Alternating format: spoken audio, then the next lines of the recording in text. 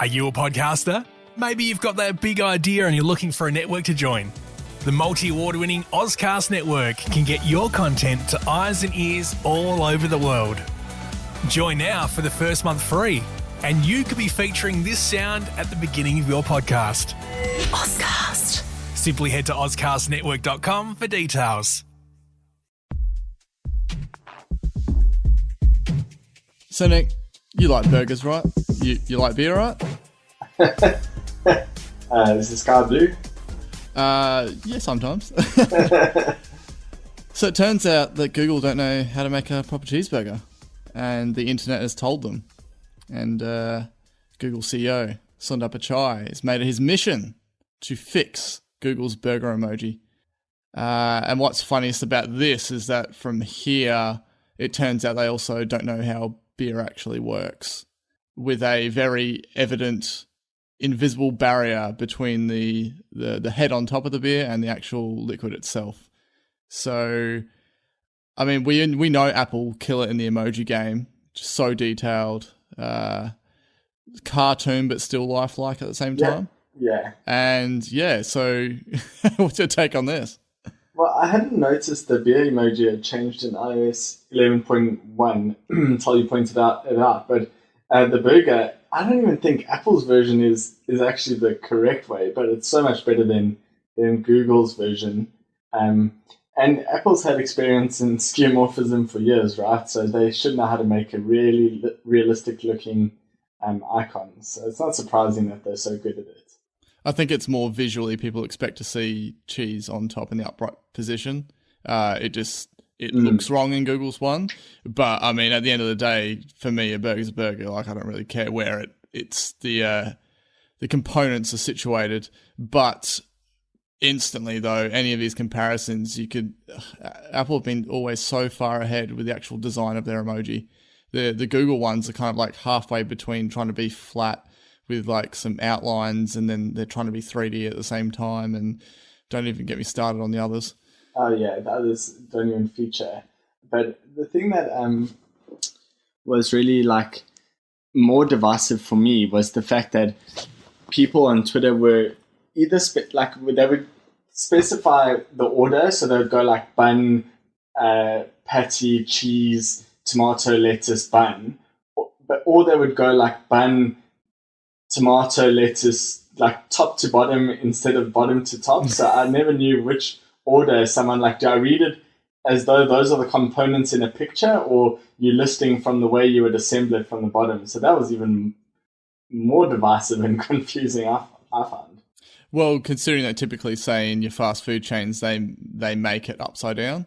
So putting the bottom on at the end, and then they flip it and wrap it. So yeah, I mean, we're not here to talk about food, so let's get straight into the talk. We're going to gear a lot of this around iPhone 10.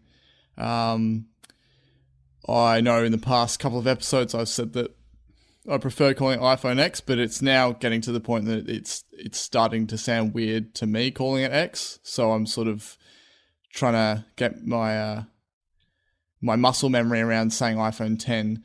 Still, for some of the people, say at work, when they say, "Oh, you pre-ordered the new iPhone, what's it called again?" I just say iPhone X because I don't want to explain it still. I find when I'm reading it more, I read it as X, but when I'm saying it, like if I'm talking about it generally, I'm fine to call it the 10, like if I've said the name a number of times within like an hour, but yeah, it gets confusing. I think as long as you don't say X in front of an Apple employee, then you should be all right. Yeah. There has been a surprise, which we're going to put in our product perception category. And that is, along with the iPhone 10 pre-orders, a surprise 12-inch MacBook leather sleeve. Midnight blue. We're both huge fans of midnight blue, and saddle brown, as you'd expect. So this is just for the 12-inch MacBook. It is, as they describe, high-quality European leather with soft microfiber lining, and there's enough space that allows for it to be charged while the actual MacBook is inside.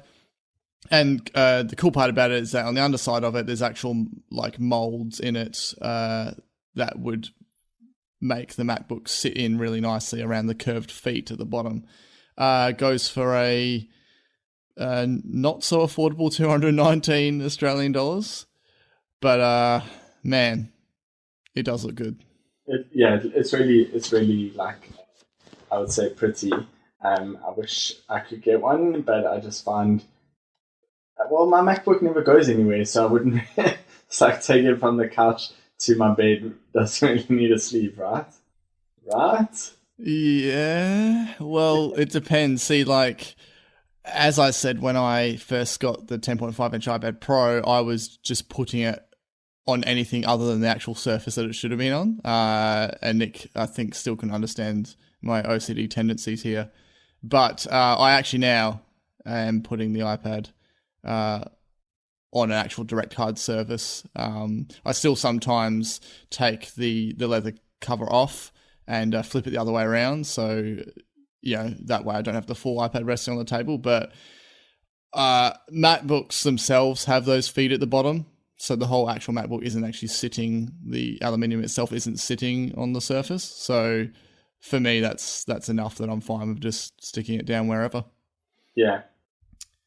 Okay, the big one, the intense one. And we're going to put this in watercolor because it is a very talked about topic, and that is iPhone X itself and the pre-orders that occurred last Friday. So before I kind of put everyone into my wacky headspace that I ended up in, can you give us the rundown of your attempted surprise that you were trying to pull off? Well, I bought an iPhone, right, on over the weekend. So essentially, I thought a couple of days before the pre-order, I thought, well, I do really like it, and maybe I can get it. So let me just see. I'll try get it. Hopefully for November 3rd pickup in store, right? So I had it all favorited. I was going to go for the silver Model 2. Yeah. Okay. Wow. That was. Well, I had them both favorited in the store, and I was just going to go for whichever one. And I happened to have the silver one as the first one to pick, so I was like happy with that, and it looks really nice in pictures. So I was going with that. So I managed. So like I was out for work drinks, and I went back to the office for Wi-Fi connection. So I'm sitting there like the rest of the world, trying to get in via the app. And I'm thinking at like 6 minutes past, 7 minutes past, I'm like, no, it's not going to happen. So as I start thinking that, I get in and go straight into it, pick the model that I wanted from the favorites, choose Apple Store pickup 9 a.m. on the 3rd of November, go to checkout, pay with Apple Pay, and it doesn't work. It's like processing, and just cuts out with no failure reason. So at first I thought it was like a processing bug, like just sheer overload that it couldn't cope. So I tried like again, and then the shipping had like gone away for Sydney Apple Store, and then the only one I could get was at Bondi Apple Store, which is not that close to my office, but I thought I'll go anyway. And then couldn't get it working with that, and eventually it was like 2 to 3 weeks shipping, and I was like, well, no, now what's the point? And I was like, okay, let me try one more time. And still didn't get it. And then it was like, well, 5 to 6 weeks shipping. And I was just like, I'm not doing it. So yeah, so as I say, I tried to pay with Apple Pay. So, but I also said I bought a phone, right? So the next day I was like really frustrated that it hadn't worked, and I don't know why, because everything should have been fine with Apple Pay. So I figured, well, let me try buy another phone. Maybe it's like the Apple Pay $100 limit, but that would be stupid, right? And then so I was like, okay, well, let me just pick a random high value device. So then I just selected the iPhone 8, and it went through. It first failed, and then it went through when I changed the address. Like I had to change my shipping address to, I think, one that my card knew about. I think that was the underlying issue. And so even though I was going for in-store pickup, the card address was not the one it wanted me to use. So that was a bit... After all of that, I then bought an iPhone 8 and I cancelled the order. I was like, got quite obsessive because it wouldn't let me cancel the order immediately. And then it was like, yeah, we've charged you already. And usually they don't even charge you till you pick it up. So yeah, I was it's still against my card, but I don't actually have the device anymore. So how long was the time period between the order going through and then actually officially cancelling it? It was about 3 hours, 3-4 hours, but Okay. yeah, I would say I had at least 4 or 5 beers at that point. So I started really like drinking them pretty quickly, thinking like, well, this is not going to work out that well. I'm going to be stuck. I didn't even get the Plus. I didn't even get an iPad. Why didn't I at least get a device I really wanted if I was going to be stuck with it, right? Why not? I just like picked the bloody phone I wouldn't even use. This is the almost complete opposite of just everything that happened to me. Yeah. Wow. So this was obviously the big surprise. You actually, the whole explanation of it was too hard to put over text. You actually just sent me a little audio clip instead, which was cool because I usually don't get enough of those, so that was fun. But so you literally a couple of days before, your mind just changed like that. So you weren't kind of keeping this secret for a few weeks or anything. Yeah, no, it wasn't a few weeks. It was like a hopeful idea earlier on in the week, and then like things started to come together, and I was like, no, it will be fine. I can, because I got engaged the week before, so that was really exciting, part of my life, and that sort of like came together, and so given that milestone had happened, like I figured that okay, it would be alright if we got the phone, but that's me. Yeah. Congratulatory clapping. Not like those. That kind of sounds like those Twitter claps in between the words for emphasis. Oh, okay. Have you seen that? Yeah. So maybe. Yeah, it was just before that I kind of figured, I'll try get it. Hopefully, yeah. And so when you were at work drinks and then you're like, was it a case of, oh hey, it's 6 o'clock, or were you actually kind of clock watching leading up to it? I was definitely clock watching. So, right, like at 5 to 6, I sort of left and went and got sorted on the Wi-Fi at work and was waiting there for it. Definitely planned and like fully, had to be there as the store went live. Okay, cool. So it wasn't quite as like the sort of casual, oh hey, I got in, and oh hey, look, it's ready to pick up scenario as you first sort of made it out to be. Oh, that was a brief sort of the nutshell version. Yeah, the nutshell of furiously opening and closing an app until it went live. Okay, so yours was, when it went live, you thought it was, what, 6 past, did you say? Yeah, somewhere around there. And so could you estimate how many times you force quit and relaunched the app? Somewhere between 150 and 3,000. And was it on just your phone? I basically had my phone in my left hand the whole time doing it, and then in between I was jumping between the Apple Store app and the website and the Optus website, and then one of our listeners is on another network, and I was curious to see the prices on Vodafone, so I was also trying to see that while the store was down. Okay, so you didn't actually have intention of getting it via Optus, or? No, because my plan is not up yet. Okay, cool. All right. And then before I get into mine, where to from here for you involving iPhone 10? I must say, I kind of like... this is something that's going to change a lot. Currently, I'm thinking of... Optus has a really good deal of the iPhone 8 256 gig for the 64 gig price, which is like significantly cheaper than 10 with a lot of features, but don't hold me to that. So that's the current plan, iPhone 8 Plus. Okay. So no waiting out your current contract to then go 10? It's highly, I would say it's 50-50, because at the same time, then it might work out that the time that I can get the 8 Plus, the deal is no longer there, in which case the 10 would look attractive. So it could change. Okay, cool. This is crazy.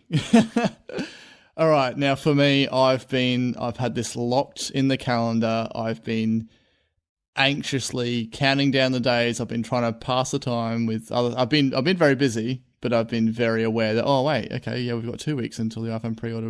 We're in the week of the iPhone pre-order, and it's Wednesday, it's 2 days ago. It's not Friday morning. It's just, yeah, that's kind of my mindset. And then especially it really kind of, I was fairly busy on the Friday morning, so I was definitely like kept distracted in that way. Then it got to 2 p.m. And so, of course, in WA, the pre-order time was going to be 3:01 rather than 6:01 for you. And yeah, it got to 2 p.m. and then I instantly was just like, oh my goodness. I was like, an hour to go. And that's when it really kind of, I was pretty cool, calm, collected. The night before I had some issues, as Nick realized, with the store app not saving my default shipping address, even though it had it saved all week. So that was a bit of a freak out moment. And I had actually got that fixed in the iPad version of the store app. So I was like, phew, one less step to do. Anyway, so I got to 2 p.m. and I was suddenly I was like, okay, yeah, I need a glass of water. And I was starting to get a bit like, I can't believe this is actually happening. Because in my head, it's different to a normal iPhone pre-order, which is always crazy in the way that it's the first time I was going to be buying outright from Apple. And it is also, I think the wait for this phone just seems so long. We've talked about this edge-to-edge, version of an iPhone, this new design, for ages. We've talked about it for the whole podcast. And yeah, I've now surpassed my 24 months with my 6S. So I've just been sitting on a SIM-only plan. And so this is a few firsts lining up. And then, of course, just so much talk with the pent-up demand for it. And so many people going around saying, man, if you're 1 second too late, you can miss out. And I was getting really kind of worked up about it. The day of, I was listening to John Gruber's talk show, and he was talking about, with another guy, about preparing for the pre-order. And I ended up having to, I usually drive around, like go to lunch or whatever, listen to podcasts in the car, and I ended up turning it off because it was just like getting me unnecessarily worked up about it. Like I started off the day feeling confident, and then by the afternoon I was like, is this even going to happen or not? So what I ended up doing was I was trying to toss up between where would I have the best internet connection, and I was like, I wanted to go home and do it because I got NBN now. But then of course, I'd have the kids at home and stuff, so that could be a distraction. I was considering going up in the local shops in the car park and using 4G. 4G is nearly full bars, but I thought I didn't want to risk it just in case. The weather was a bit average too. So I ended up just doing it at work. I locked myself in the boardroom 10 minutes prior, had it all set up. So my setup was, I had the MacBook Pro with the Virgin website, and now that was always just going to be a backup. I had the iPad, which was the device I'd sold myself on that I was going to be pre-ordering on, with the Apple Store app, because it was the fastest to force quit and relaunch with, and it's the one that had the shipping information locked in with. And then the iPhone, I was originally actually going to record the whole experience, but luckily I didn't, as it turns out. So the iPhone was just a last minute addition. I thought, oh, well, may as well just open it there just in case and see what happens. So what happens? Well, Virgin has a countdown on their homepage, and I get in straight away. It was actually at 3:00.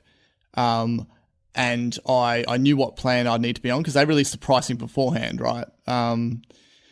Whereas other carriers didn't. So I knew which plan I needed to be on. And so the Apple Store app was still down. And I quickly went through the steps of the Virgin site. I got right to the very end. And I was there. I got 64 gig, silver, and I could just upgrade my plan straight. I could just do it right there. But I was so hell-bent on getting outright through Apple that for the next 7 to 8 minutes, I forced quit and closed apps back and forth between iPhone and iPad that many times. I completely lost count. And then it was just getting ridiculous. I thought, is the store ever going to go up? Is something seriously going wrong? Is there something wrong for me? Are other people in and I'm not? Which could very well be a possibility. And I literally then turned to the MacBook to go proceed with the Virgin site, and then the phone lit up. The store app was actually open, and then it actually changed in front of me. And then and I picked up the phone. I was like, right. And I was kind of, my ears were really hot and they were kind of burning, and my head kind of was extremely tense. And I started to go a bit dizzy because couldn't make decisions, right? This is just, I knew it was going to be tense, but I didn't think this would happen. And then stupidly, I was so hell-bent, like by default in my head, thinking I was going to go with iPad, that when I was in the Apple Store app on the iPhone, I then put the phone down on the table to then attempt getting in on the iPad. Which is, you said afterwards, like, why did you do that? I was like, I have no idea. It was just, you have this thing in your head for so long, like all week, this is what I'm going to do. Then I was trying to do the iPad. I was like, what the hell am I doing? And then I pick up the phone, and I jumped straight in. I got in.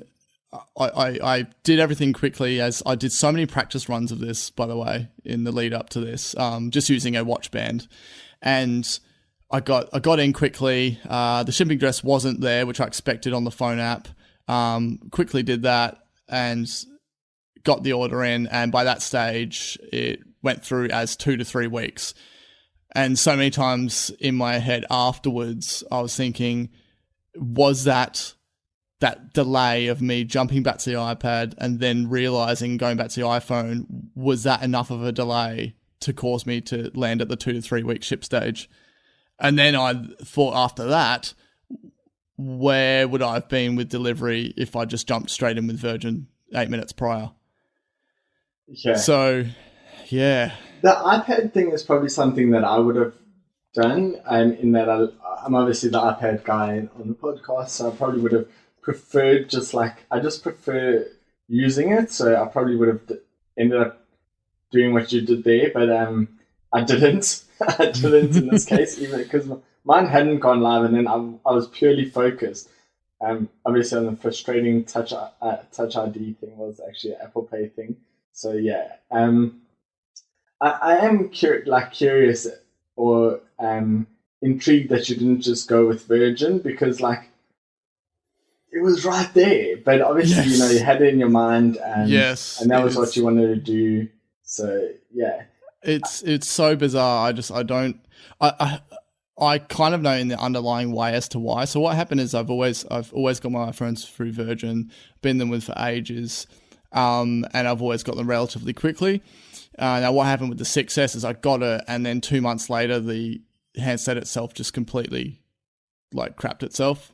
And when I remember I was doing heaps to try and fix it, and I was getting a lot of power cut out and all sorts of stuff.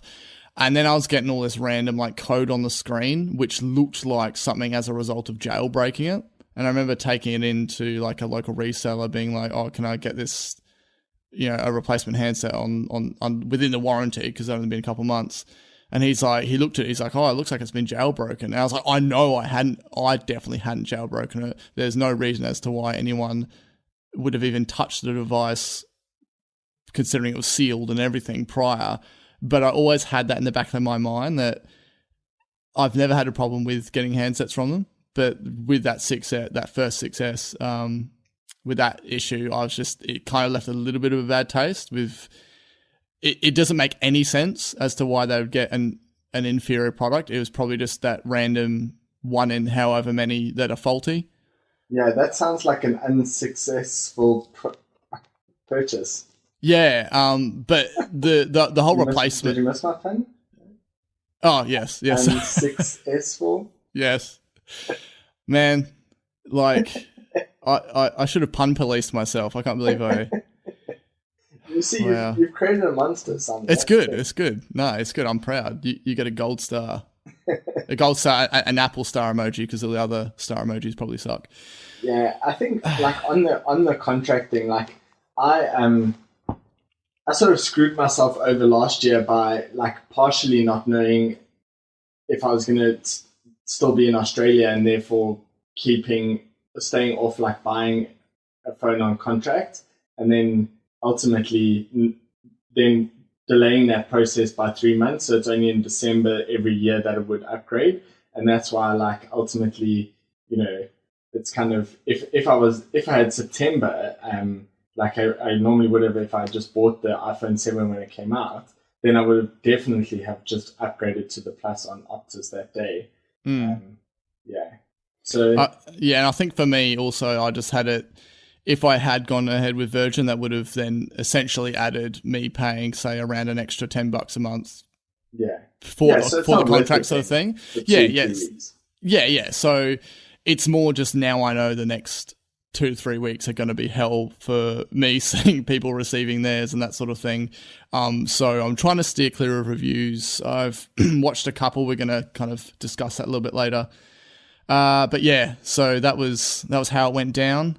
Well, I do have some good news on why it's better to wait 2 to 3 weeks to get it, and that's due to the letterboxing issue that you'll have with apps as a really early adopter.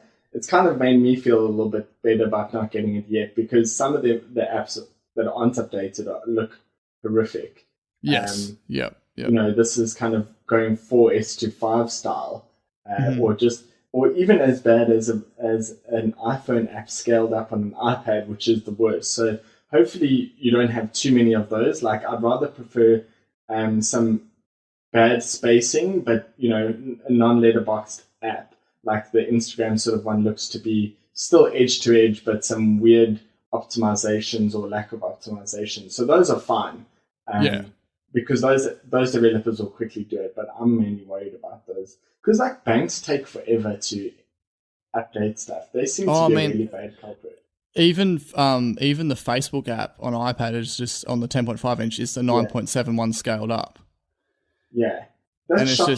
There's a company that's Facebook, with, it's a huge product of theirs, like a massive, massive product. Because everyone who uses the iPad pretty much would use Facebook. I didn't have Facebook for years, but I look at even people who hold onto their iPads, like the older generations, they're the biggest Facebook users. Oh, definitely. In that app. Definitely. So, I can instantly even, my mother-in-law and nana-in-law, they only use Facebook on iPad. So that I definitely agree with you there. But yeah, so that's what went down. Yes, as I said, had my reasons as to not go through a carrier. But it was I came out of the boardroom. What actually happened is that between me getting into Virgin and me waiting for the store app to go up, I had one of my co-workers who knew what was going down, and he's like knocking on the window, looking at me, trying to give me the thumbs up, like, "Oh, did you get it? Did you get it?" And I'm just like looking so stressed, and he's just laughing. Anyway, so I didn't think I knew I'd get tense about it. I didn't think it'd be like that.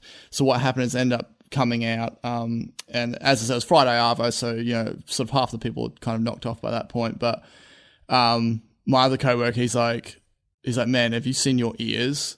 And they were actually, prior to me taking a photo and sharing it to you and Lance, they actually had gone more of a purpley red color. I don't know what happened. I just must have such intense, it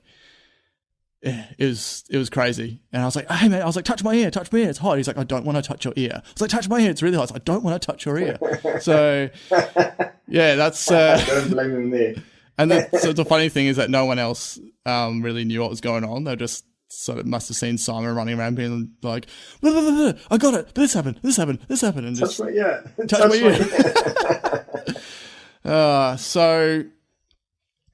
ear. So I'm 2-3 week wait time. That's where it's at. I'm really excited about it, and that's pretty much the pre-order process for us. Anything else you want to? Very exciting. I think it's pretty awesome. So I'm glad that you'll have your hands on it soon, and we can get the Apple Slice perspective. It's been a really good year for you, getting some cool new products. Oh, definitely. On a side note, Apple just made a massive change which directly affected me, which I was really happy about today. And they allowed users to change the Apple ID email address to be one of the ones you're at iCloud or at Me associated with the Apple ID already. So my one was an old at Mac address, which I could never get the email from. I've never even logged into that email address. It was what I used to set up my first Apple ID in 2004.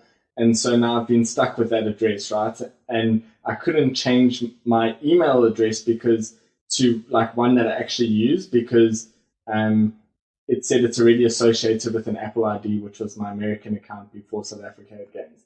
Anyway, now I could finally change my email address so I could get all my shipping updates, the latest news, all of that stuff today. And when I was on the website, it showed me all the devices I'm logged in with.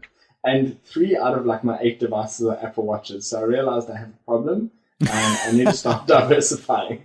But I do love my Apple Watch. So I landed there from just noticing that you got the iPad and getting the iPhone 10. So.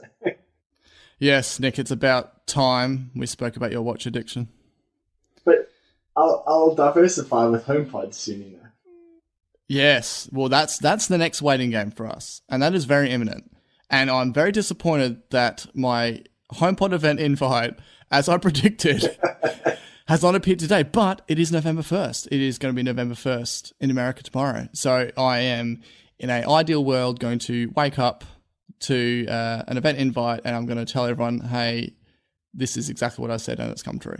Well, see, if it doesn't happen, the only reason would be is because Craig Federighi has been sick with the flu and that's why they might cancel the event because you can't have a HomePod. Who else would run up on stage and demonstrate Siri by clucking at it like a chicken? I mean, you got to have him. So possibly Phil, he's just not as nimble. Yeah. Okay. So speaking of at work related things, an Apple engineer, unfortunately fired, but was it from his own doing? So can you elaborate on this? What went down and how does this tie into iPhone 10?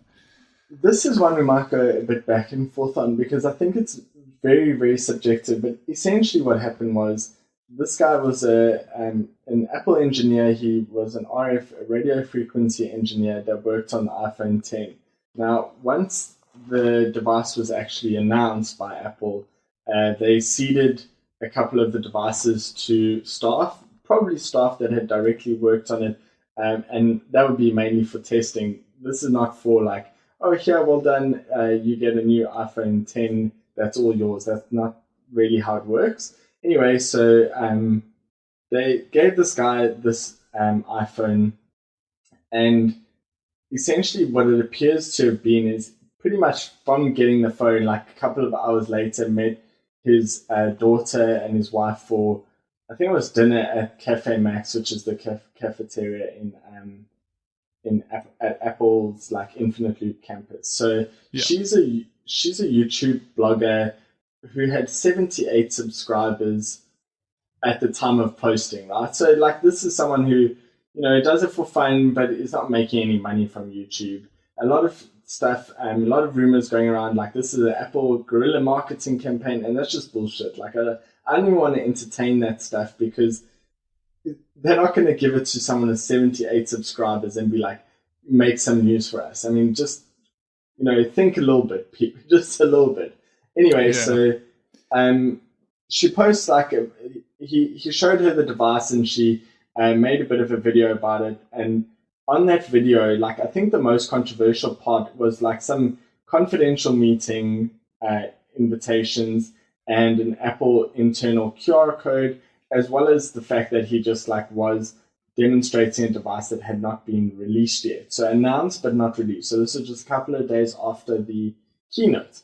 So ultimately, she posts the video and, 9to5Mac and a couple of other sites get hold of it and it goes viral. She was like in the trending page, her subscriber numbers jumped, like this was a really viral video. Apple asked her to take it down and she did.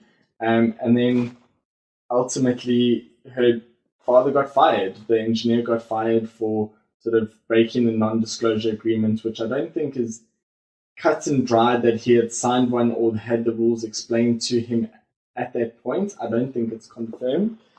So it's a bit controversial because, people are saying, look, if you're getting fired for something like that, your company's got some something wrong. And it's kind of, look, do I think that he shouldn't have done it? Sure, I think he shouldn't have done it. He should have known better because it's Apple's culture, right? It's not like someone at McDonald's leaking the latest burger. It's just not like that. I don't know. It's a little bit. I'm not decided. I go through moments where I think, that's fine. He did break like an NDA, and it's against Apple's values. But at the same time, like, if you're really well liked, because I watched the daughter's like follow-up videos saying like, he did really well at Apple, he loved working there, and it's like how sad and stuff. But so if he was like really good at his job and well liked, and no harm, no foul, just think about it a little bit. Maybe serious warning. I don't know. I don't know. But at the same time, it's like, do you think he possibly could have been fired, but they're always going to plan to actually rehire him shortly after, but they need to fire him to show that you can't, as like a demonstration that you can't. But how would they hire him then and not demonstrate the thing anyway? I mean, not so much from like within Apple, but just like the outside world sort of thing. Like, do you sort of understand what I mean? It's kind of like they fire him, but then they kind of secretly actually, you actually are still rehired. Does that make any sense at all? No, I don't think so.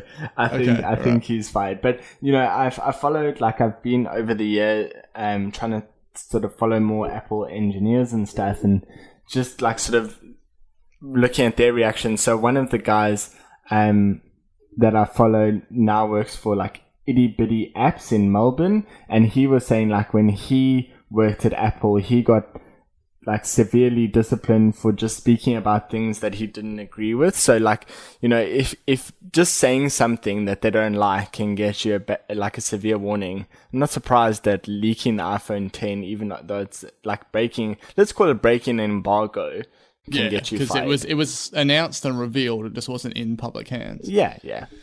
It's certainly an interesting one.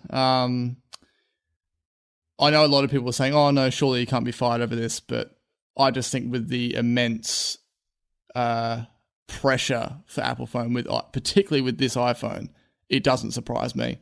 I do feel a bit sorry for the guy, but I think, well, I mean, it's if he knows his daughter posts her own YouTube videos and he's right there as she's filming it, come on. Yeah, but you can understand why someone like naively would think, okay, this is not my daughter's career. She has 78 subscribers. Like, yeah, no, but true. Then at the same time, the public interest in Apple products. Like, come on. So yeah, I mean, look, I don't think there's a right answer. I don't think that whatever I say, anyone's going to really like, not 100% of you are going to agree with me. So I'll say it's controversial. It wasn't the smartest move. And I go through moments where I'm like thinking, okay, yep, reasonable. Or, hey, what kind of capitalist society do we live in? So, I think it's interesting that while he is a radio frequency engineer, his dismissal received a frosty reception. One of your better ones, I'll give you. Okay, yes. Okay, let's move on to something else that's a little bit controversial. Is about the hold-up in production of iPhone 10 geared around the True Depth camera system. So, Bloomberg, they released what is essentially, I'd say, is a bit of a misleading report. They stated that Apple lets suppliers reduce the accuracy of the Face ID system to speed up production.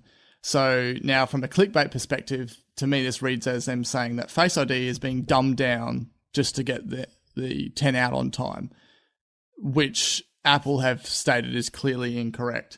So going on to talk about the actual True Depth camera system itself, Johnny Ive says they've been working on this for 5 years. He said the original prototypes of it were around a foot wide. So that kind of shows you the technological advancements and challenges they faced to just get it down to that tiny, what is now the notch.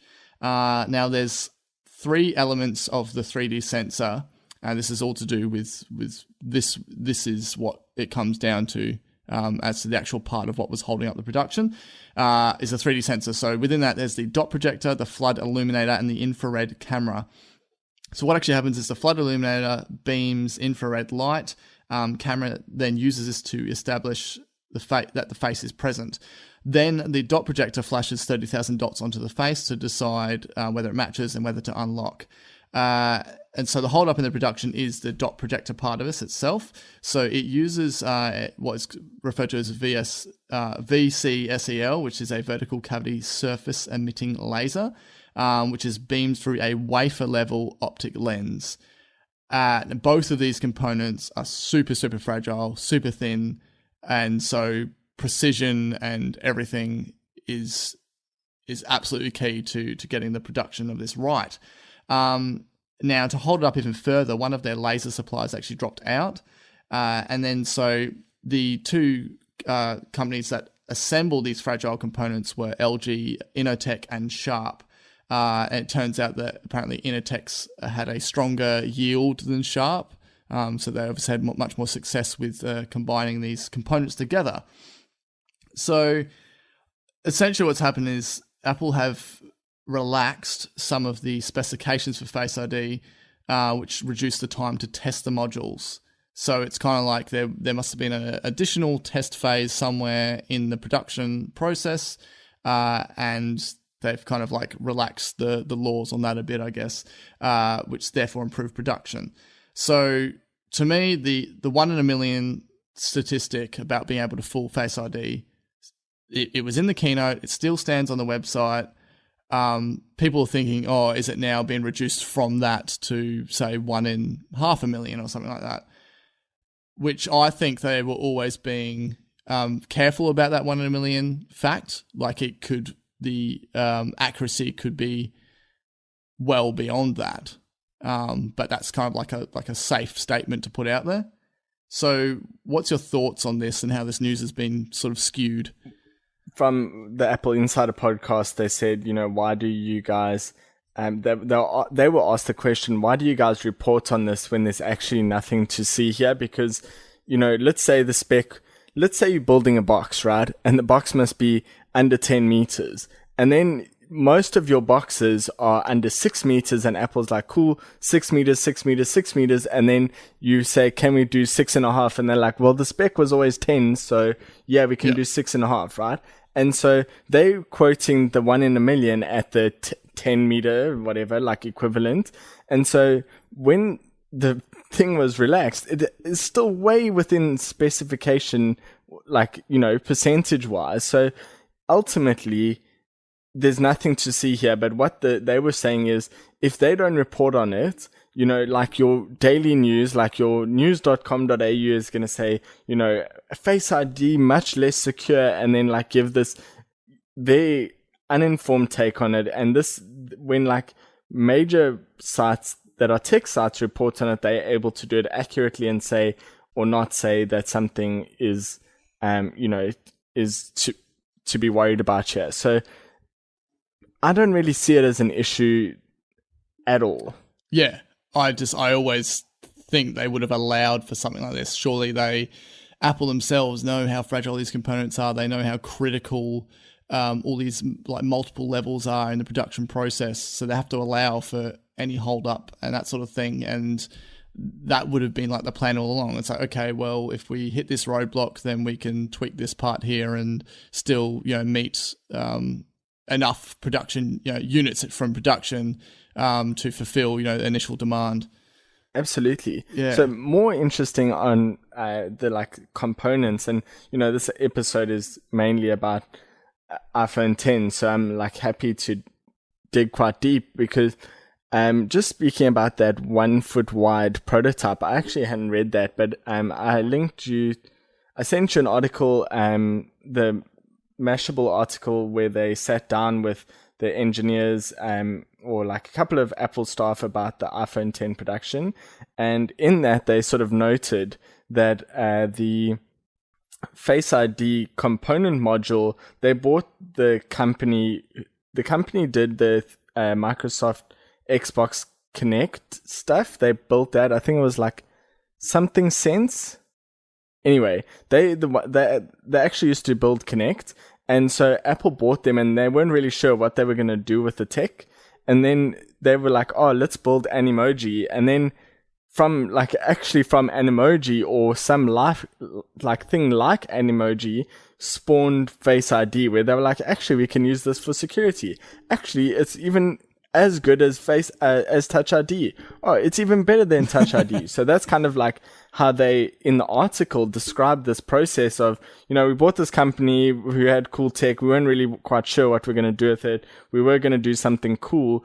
And on the flip side, as you're saying, this thing was like a foot wide, so it's like kind of like, sure, they weren't sure what they were going to do with it until they miniaturized it. And if you want to, I would say the best video I've ever watched, which kind of displays how something like that is possible, was where that guy added the headphone jack back into iPhone 7.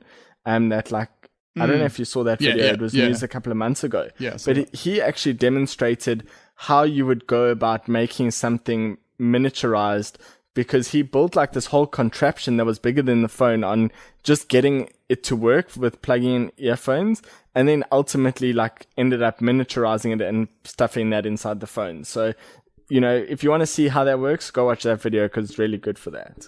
I love all this sort of background story and detail. I think so many more people need to know about it, and I think if they did, there would be far less complaints about the notch. It's just, I don't understand the complaints about the notch. It's a massive technical feat what they've put into there, and so many people are just harping on about, look at this notch. It's like, it is, that notch itself is still less bezel than any of the other competitor devices. That's the thing. Like, would you really? I know in the mock-ups, and we're uninformed at the time, but like, you get more screen than I don't understand it, because you're just getting extra little indicators as the bunny ears, rather than, it's not cutting into that. It's actually extending into a needed bezel, which is the notch. Yeah. And I mean, we all know, and yes, we can both agree that, okay, landscape is still obviously like the more awkward way to see it in terms of just even the hands-on videos and stuff. But I think, like with a lot of these things, everyone says the notch, you first notice it and then you get used to it and then it's not an issue. And the ultimate end goal that I can see is still the same tech, but without the notch, actually built below the screen. So this is like a huge technical feat, a big redesign, and it's the start of what we're going to see as like steps towards a full screen phone. Yeah, absolutely. Fully edge to edge. Yeah. Yeah, that's ultimately where they're going, and I think that the iPhone 10 is like a great way to get there. The notch, I will just point out, right, that when it comes to landscape, our eyes are set in landscape, one next to the other horizontally. And so we see better, like we see more in a horizontal space than we do in a vertical space. So if you're looking at the iPhone 10 in portrait mode, in like portrait scape, yes, it's sort of like, your eyes don't look up. They're focusing on the middle of the screen because that's kind of like the orientation of our eyes. But when you turn that sideways, obviously it gets into your field of vision a lot easier. So it's kind of like there's an actual reason why it's not even in your focus at all when you're using the phone normally. And by default, videos in landscape view play in their actual aspect ratio. Completely blanked on that. And better than portraitscape. Yes, portraitscape. And it's actually the area where the notch is, and then an area to the right is actually blacked out. So it's not completely filling the curved edges and around the notch. By default, you then choose that. So it's not like every time you go to watch a video holding your phone landscape that you're going to be seeing this notch there. Yeah. Yeah. All right. So that brings us then to kind of discussing, and you touched on the fact about, you're talking about Mashable, and then they, of course, have their own review of iPhone 10, along with people like Jonathan Morrison, Apple Insider, Marcus Brownlee sort of has a bit of an overview, Neil from The Verge has a review. But most importantly, I think the sort of the the one that's a real sort of come full circle feeling is Stephen Levy, who is from Wired magazine, but he was one of the 4 journalists that reviewed the original iPhone back in 2007. So do you want to give a quick sort of rundown of what he thought of it and anything you picked up on from other reviews? Yeah, I'll just give a very brief dot point one. So he loves the 5.8 inch screen, which a lot of reviewers have been really commenting on the screen. The swipe up gesture feels natural. Face ID seemed to think was a bit of a learning curve, which I find quite interesting. I'm sure we'll find it natural. He likes the double press side button for Apple Pay. I personally like the just hold. I only double press when I have to hand my phone over to like someone at a bar or whatever. Anyway, so I'm not sure about this yet, but I double press on my watch. Anyway, we're going on his review. So he likes the double press button, side button for Apple Pay, and the battery lasted him a full day. So I think one of the notes I'll just point out is that the way that they've seeded the devices for review has been different this round. So a lot of these initial reviews are just like 1 day hands-on first impressions, so they don't really get to comment about the battery. So this is one of the few that had a full chance to actually gauge the battery life, which is good to hear that it lasted a full day. Yeah, so these are kind of giving you your people are just getting it and then immediately going to go, okay, well, we're going to look at Face ID because that's the big thing people are talking about. They're going to discuss the notch and obviously the new way that you multitask or go home, so from swiping up. So to the point that a lot of them actually didn't even really get to discuss too much about the actual iPhone camera itself. That seems to be a bit more of they're so focused on Face ID and stuff. And then within that 24-hour period that, So I'm expecting a lot more detail to come over the week. I am still picking and choosing which ones I listen to and watch or read. I very swiftly exited the review on The Verge about halfway through because I was just like, no, this is getting me bit too much of a negative headspace, and I didn't want to make the wait for it any worse, and I didn't want to ruin anything for myself. Yeah, I watched the video Verge review, and the thing that honestly pissed me off the most was he just gets the phone, they're in the car, and he's like, first roadblock, I can't put my SIM in because I don't have I don't know about you, but I don't carry a paper clip with me and I don't feel like doing this level of surgery right now. It's like, do you not know that there's a SIM ejector tool in the box? That just shows how disconnected you are. It's in the box. It is right there. Could you not just do that? I mean, honestly, it's so sorry that you don't have your PA to put it in for you, but my God, just that's the thing I hate about tech reviews is they're not normal people, right? They're not buying these phones with their own money. They're not waiting in lines. They're not they've got every single phone that comes out ever.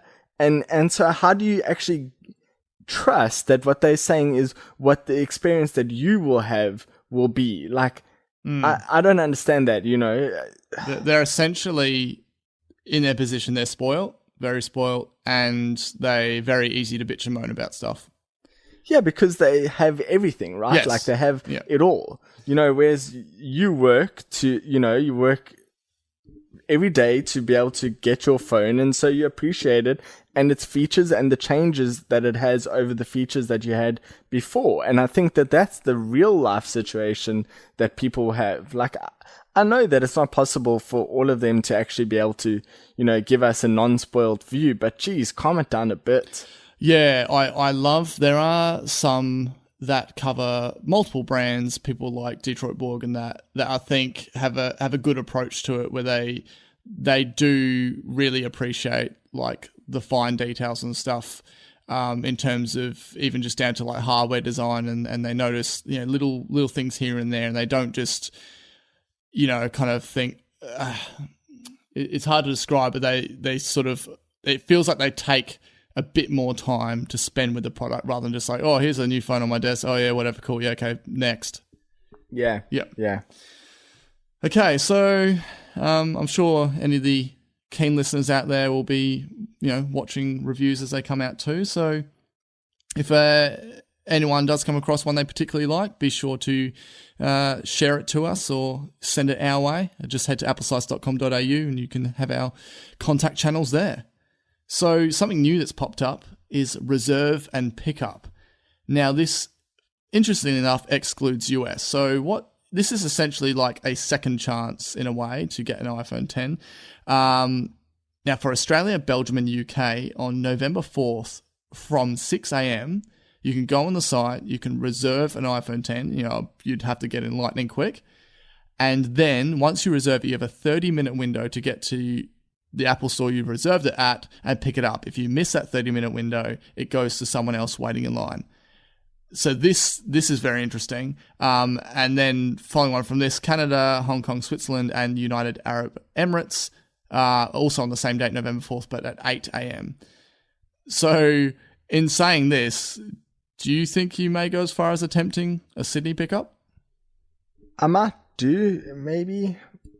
I must say I got quite comfortable with that $1,500 coming back into my account.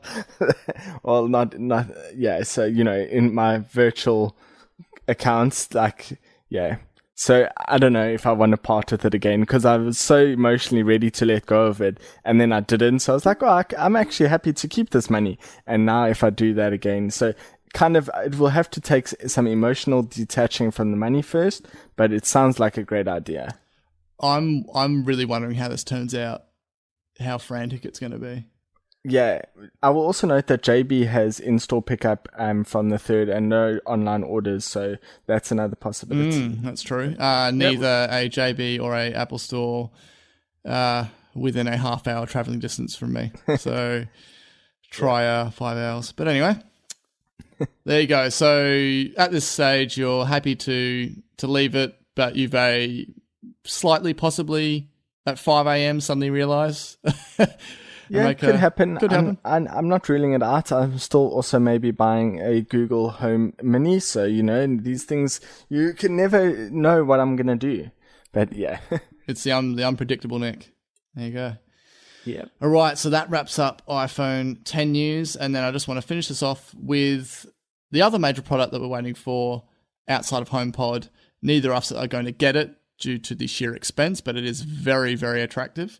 Is iMac Pro, and it's appeared in real life. So at the Final Cut Pro 10 Creative Summit, Apple demoed the iMac Pro to show off its power to pro video editors. And to me, just from the quick photos that someone had supplied, it really demonstrates how near timeless that iMac design is. Yes, it's still got, a certain large amount of bezel and everything, but man, it looks good. And that design's been around for what? 6? Since 2012? 2012, yeah, 2012. And that color, I know Space Gray always changes, but this version is just so prime. And someone in some comments said, oh, hey, I'd really love them to bring an all-white one back. And then I was thinking, could they have a ceramic white iMac Pro?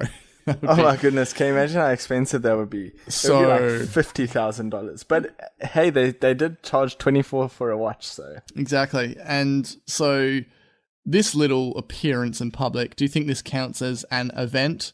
And then also, are you expecting an online launch now that you've just told me that an actual keynote won't happen?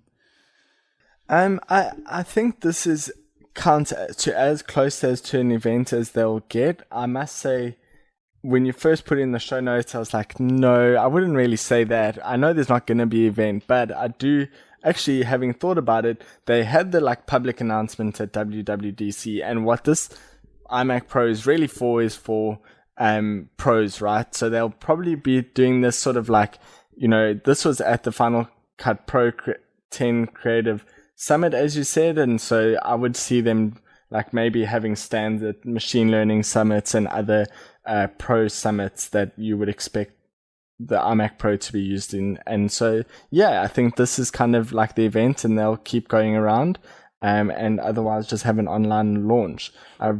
Yeah. While I definitely won't be getting it, I am still actually getting really amped for it because I'm going to be living vicariously through my friend who is still very committed to buying one at launch. And back when it was previewed at WWDC, he said, yep, I want to get one. And I thought, okay, over the course of the months that followed, he'll realize the big outlay for it and he'll probably back out. But no, he's still hell-bent on it, and I'm probably going to just live at his house for a week and stare at it. So, yep, if he needs a house burglar for any reason, I think I can, free some time up in my diary. Who needs a house burglar? Like, in what situation? Maybe for like an insurance fraud or something, but no. Well, if you just want to get rid of a lot of your really prized possessions in a short amount of time, there's a great usage. Oh, that's good. And that brings us to the end of a very iPhone 10 focused episode of Apple Slice. If you'd like to follow us on Instagram, we're at Apple Slice Podcast, or at Twitter with @AppleSliceAU, or Facebook, facebook.com/Apple Slice Podcast. And then, of course, for anyone that hasn't subscribed yet, where can they find us, Nick? You can search Apple Slice in your podcast player, or visit appleslice.com.au, where there are all the links. Great. Not too long away. I have very, very, very, very slim chance I'd receive my iPhone 10 before the next episode. But it's still stuck in processing stage. But hopefully I might receive some of those shipping time advancements that people in the US have. Yeah. Maybe Apple will seed you a review unit. Oh, definitely. With their new strategy, could be Apple Slice. You never know. But well, easy way to pitch it. We can just send them and be like, okay, yeah, we're interested in a review unit, and just in case you're not convinced, it'll be better than The Verge. So for good press, yes, you definitely. See Simon and Nick. Yeah. Okay. Cool. That's it's been a good podcast. So yeah, good chatting with you. Awesome, and I'll catch you for more iPhone related and everything else Apple in the next episode. So I'll catch you later, man. All right, cheers.